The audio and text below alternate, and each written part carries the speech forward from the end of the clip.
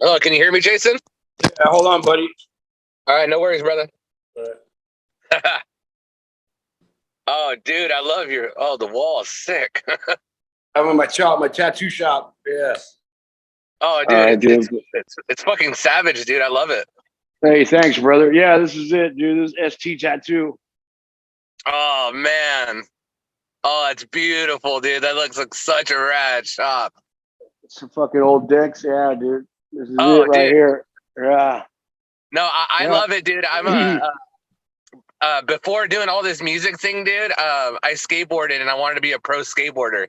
So, yeah. So when I was like looking into your band and everything, I was like, dude, like this is right up my alley, dude. Because like, you know, I grew up watching the Z Boys movies with Tony Alva and Jay Adams, and I grew up on like Andy McDonald, Steve Caballero's Bones Brigade, and even when Jason Lee was like on Blind and all that, I grew up on all that stuff, dude. Yeah, bro. I'm a third generation Z boy, dude. So I hear you, bro. Yeah, man. Dude, well, it's an honor. It's an honor to meet you, man. Like you too, brother. Just everything you're doing, dude, and everything you've done in your life, and playing this badass music. And by the way, there's a song called McDonald's Massacre we're gonna have to talk about later. Oh yeah, dude.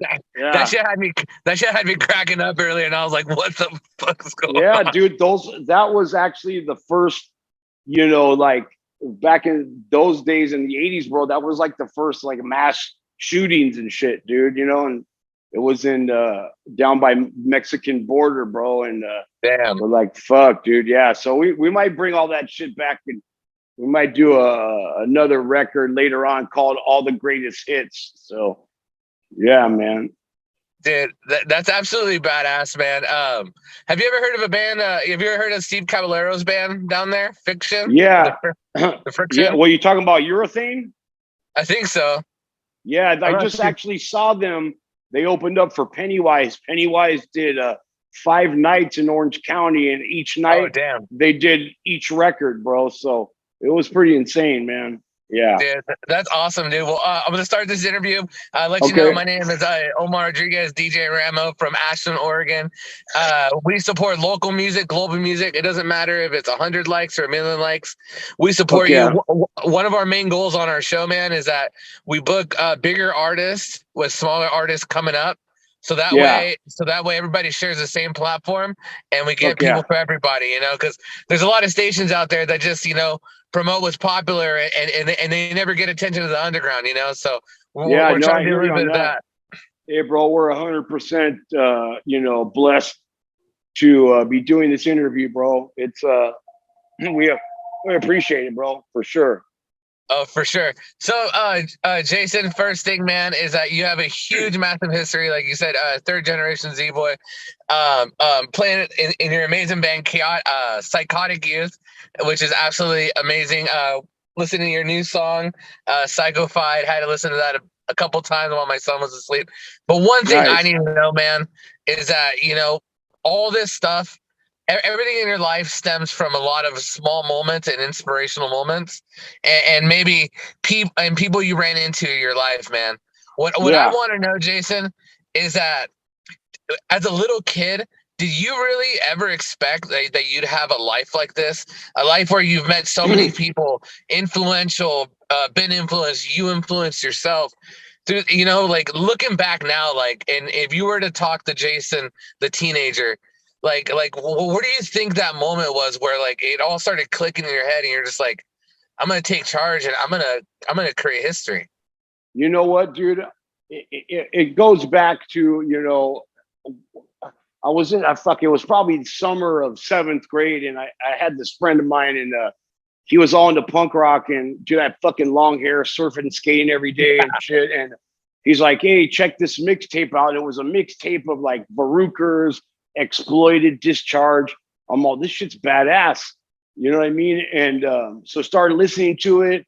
And then, you know, a few months later, that same dude, I was at his pad and Mike Muir pulls up in his fucking old ass Maverick with the fucking like a U-Haul trailer, and the band was going to do their first tour And the first record, it just came out on Frontier, with all the hand-drawn shirts. And he gave me a record and I fucking put it on. I was like, this is the shit, this is where I want to be, and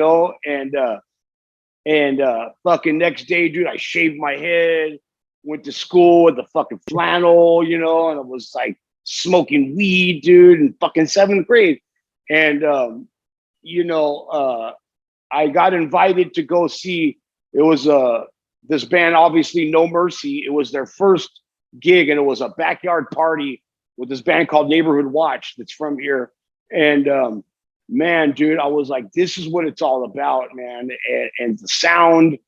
And then, my brother was 15, I was 14, and my brother was allowed to go to punk rock shows. And my dad says, you can't go until you're 15. I'm like, well, he goes, why can't I go? So he finally let me go. And our first show was, God, it was probably 83. And it was in Santa Monica, right down the street from our house. And it was Black Flag, the Misfits, and the Vandals. Yeah.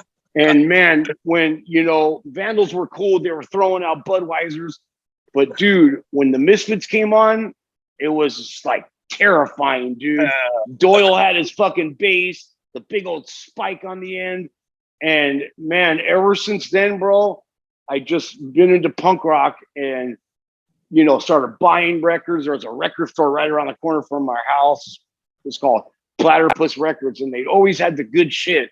And and then a few years go by, I started getting to junior high school, and my brother's like, dude, I want to let's start a band, And I'm like, all right, well, I'm going to play guitar. And then we got two other dudes, and I wasn't supposed to be singing. It was the other dude, and I couldn't play guitar. And he's like, well, let me see if I can play. Had this homemade guitar. My brother didn't have money for a drum set, so we played on these recycling trash cans, and we were just doing like 2-chord D beat shit. I was just screaming at a bass amp with a fucking microphone. And dude, we were called Delinquent Society, and we were just skate punks. And back in those days, we were like, oh, let's get Psycho, so Psycho was spelled Psycho. We're like, let's call it Psycho CYCO. And then we're like, oh, let's change the name so we can keep with the element of the West Side, all the Venice, Santa Monica bands like, No Mercy, Suicidal, Beowulf, XL, Cryptic Slaughter. And dude, we got some songs together. We just started playing the backyard party circuit. And dude, that's where it started. I think I did my first recording when I was 15 years old, dude.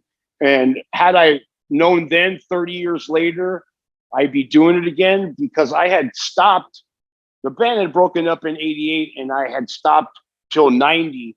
And I joined this speed metal thrash band with some guys from over here and two dudes from Chicago. The band was named Evil.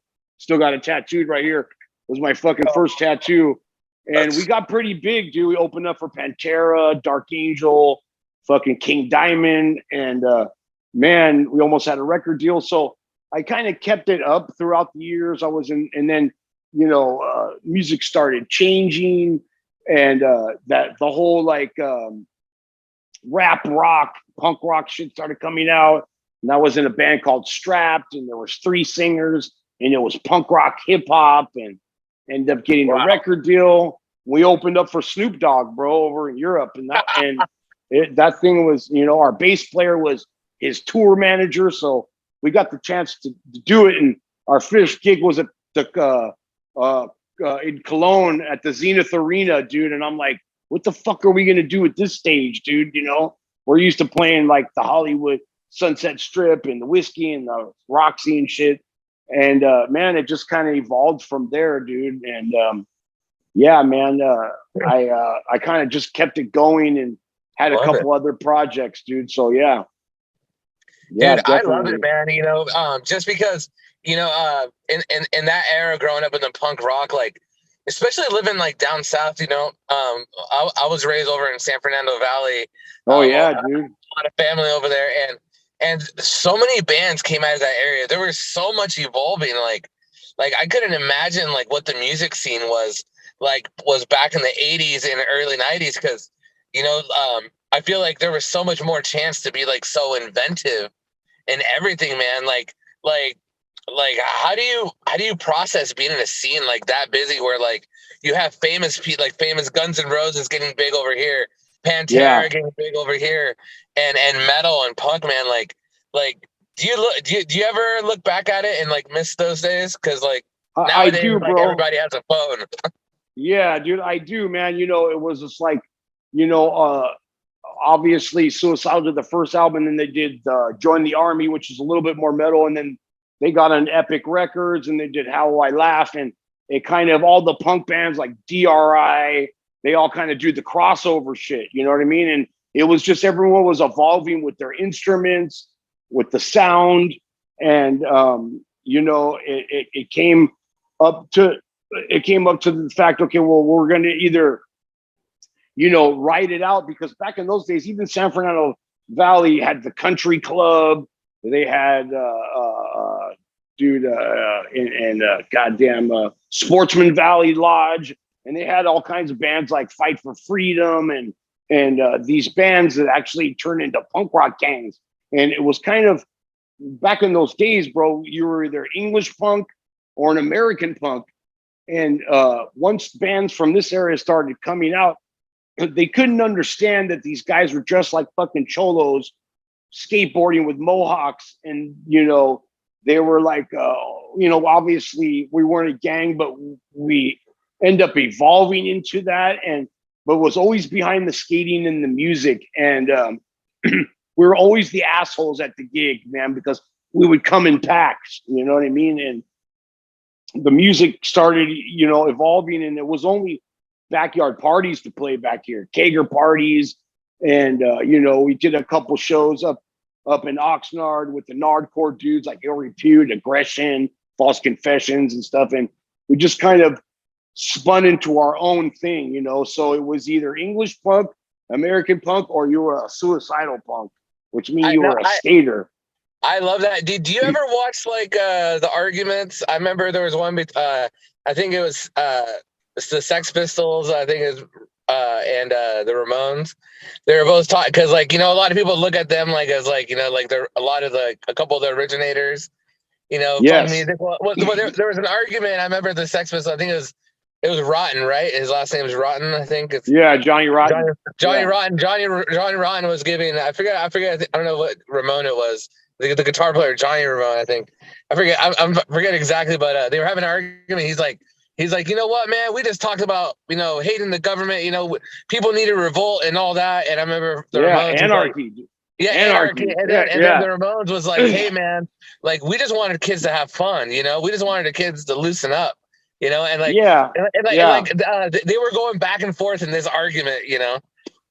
Yeah, I think back in those days, bro, like the Ramones and like dudes like Iggy Pop, they were like the innovators of the punk rock, dude. But then you had obviously the Sex Pistols, over in England, and bringing that thing. But then you had bands that were following them, like Exploited and Discharge and shit like that, and that D beat shit, man. And I wasn't really heavy into Ramones or Sex Pistols, but I loved all the English punk, and that's where my major influences as growing up as a kid. I had just fucking the Varukers and Disorder, and you had American bands like Rudimentary Peni and just all these things, and SSD Control from Boston. You had the Boston hardcore scene. So it was just, there was always gigs, man, and there was always places to play. And, when it started getting into the crossover, everyone started kind of changing and evolving. There wasn't a lot of places to play, dude. We were still doing backyard parties, and, we got a chance to do the Sunset Strip, but Sunset Strip back then was all hair metal. So if you were punk, you were not allowed to play on the Sunset Strip. And we tried to give them our demo, and they're like, no punk, no punk. So we said, fuck it, dude. We went in the studio, we paid, and we did a fucking metal song, a full hair metal song. Gave them our demo, and they said, yeah, you guys can play. Dude, went up there and played, and we started fucking playing Sex Pistols shit. They fucking, dude, the big old riot broke out because all the homeboys came, and Mike Muir came, and and the cops came and they fucking turned the sound off, tried to arrest my mom. Dude, it was Oh my fucking nuts, God. dude. Yeah, That's it was incredible. crazy. That's such a great Yeah. story. And I'm like Oh, 16, bro, 17 years old, going, what the fuck? This is oh, awesome. So yeah, dude. you know what? I've always thought about that before because like, you know, there's a lot of places here in Southern Oregon that will book like a soft rock band or like a rock band, but if you put like hard rock or metal or punk, they'll kind of look iffy at it. So like Yeah, a yeah, lot of times if they hit me up, I'm like, yeah, we're like rock and roll, you know, and yeah, but exactly. I've never actually like really done it the way you did it. Like that is so genius, man. Yeah, You dude. fooled And everyone. yeah, dude, we fooled everybody. And then, you know,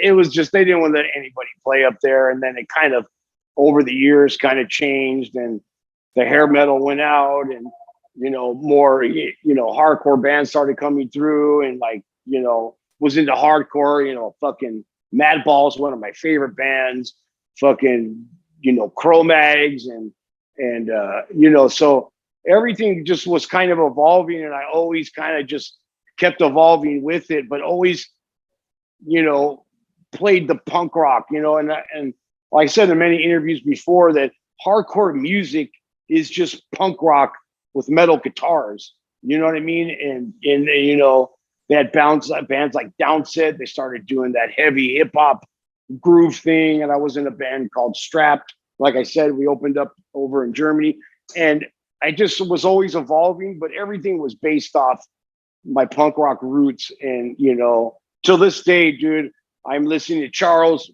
Mingus, to Al Green, to Killswitch Engage, bro.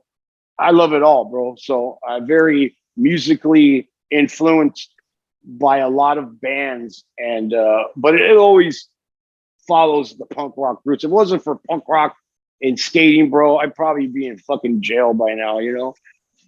Yeah. No, I Yeah. feel you, man. If it wasn't for music, I don't know. I'd be like on a coke binge somewhere. I don't know. Yes, sir. Yes, sir. Yeah, man. So But you know what, dude? Let's talk psychotic truth, youth, man.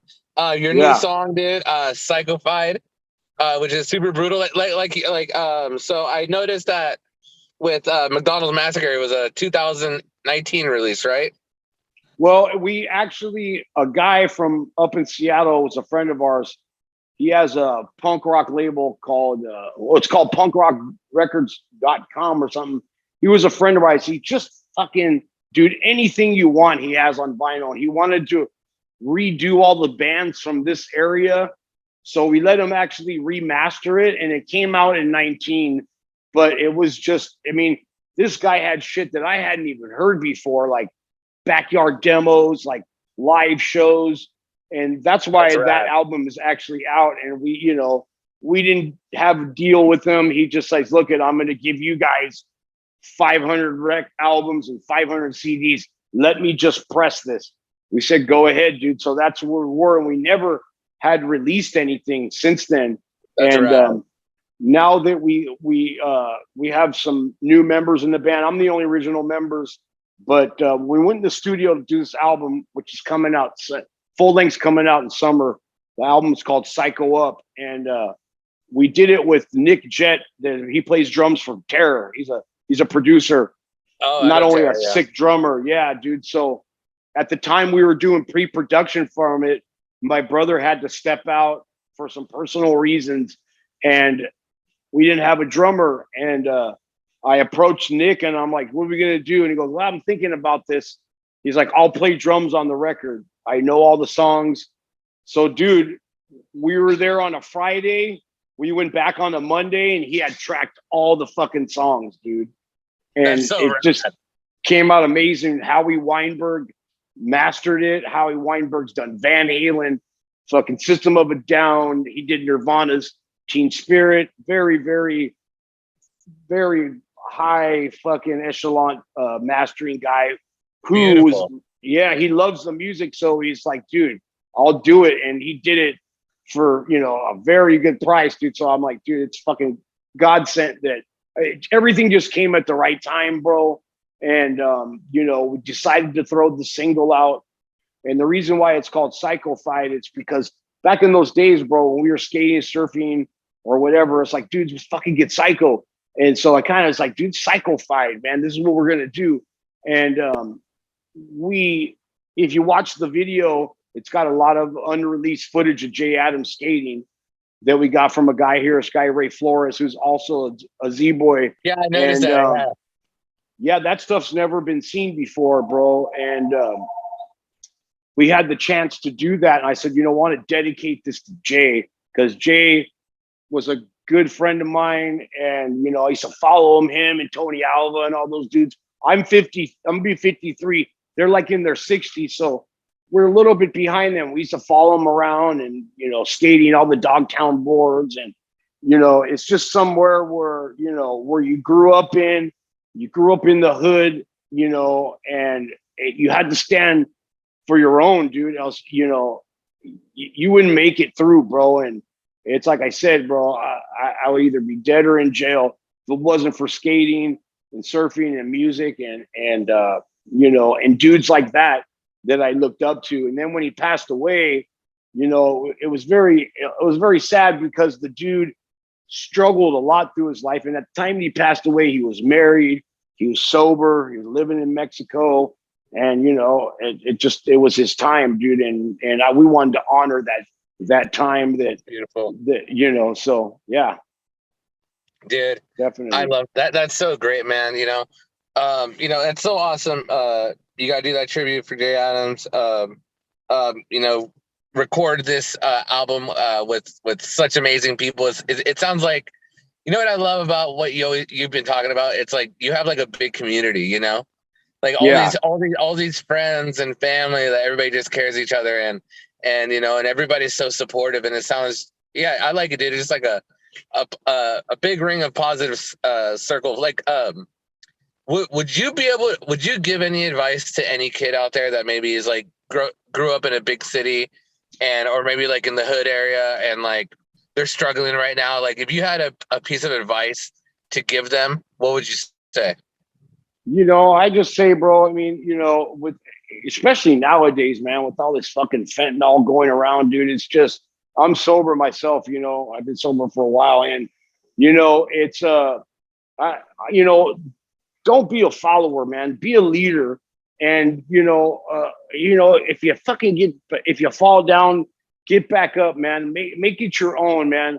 Be custom, dude. Make that shit special, and just live life to the fullest, because trust me, man, it comes really fucking quick, dude. And I was just saying the other day that people that I'm tattooing, like my friends that I tattoo, I'm fucking tattooing their kids now, bro, and it's just a trip. We're right down the street from Venice High School, and down the street from elementary school. So I see these kids as they grow up and walk by, and there's that one time, dude, where they come in and they're 18 years old and they're ready to get tattooed. They're like, hey, you tattooed my dad, or you skated with my dad, or you grew up with my uncle.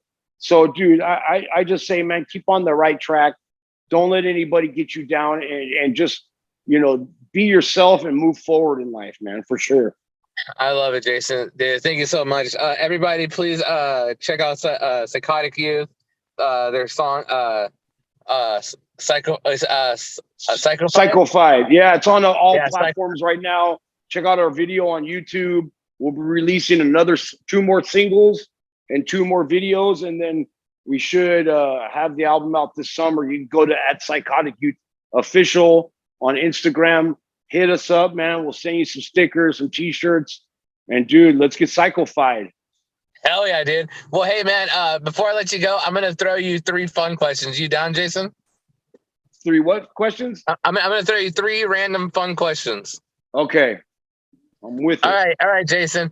If you could choose your death, but it had to be by somebody in a horror movie to do it, who would you choose to do it, and how would they do it? Man. Oh God, dude. That's a good fucking question. Horror movie, huh? God damn, dude. That's a good question, bro. You got me stuck. Here, I'll tell you mine, dude.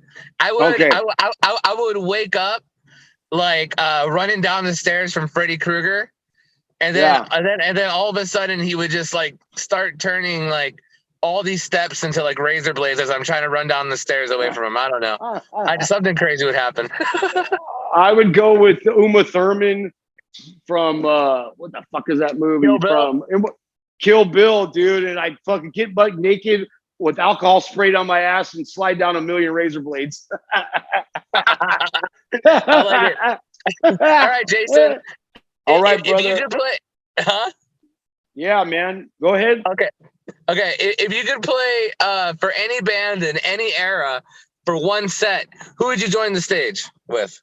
I definitely do it with either Deftones or the Circle Jerks. Yeah. I like it. All right, Jason. Last question. All right, brother. Last question. In a zombie apocalypse, if you could choose one weapon to destroy the zombie horde that isn't a nuke or the cure, what is your one weapon to kill zombies? Flamethrower. Burn them motherfuckers. Yeah. Hell Jason, yeah. Last but not least, before I let you go, can you say this is Jason from Cycotic Youth and you're listening to the Metal Mixtape? What's up, people? This is Jason from Cycotic Youth and you're listening to the Metal fucking Mixtape. Yeah. Jason, it was a pleasure talking to you, man. You made my day. All right, brother. I'm gonna go kiss my wife and kiss my son. There you go, brother. Thank you so much, brother, for the interview. Blessed, and I'm gonna air this next week. All right, yeah. Send me the links, yeah. I will, brother. Yeah. Send them to the PR dude or whoever you got to, man. You got. All right, brother. Thank you. Later, brother. Have a great day. You too.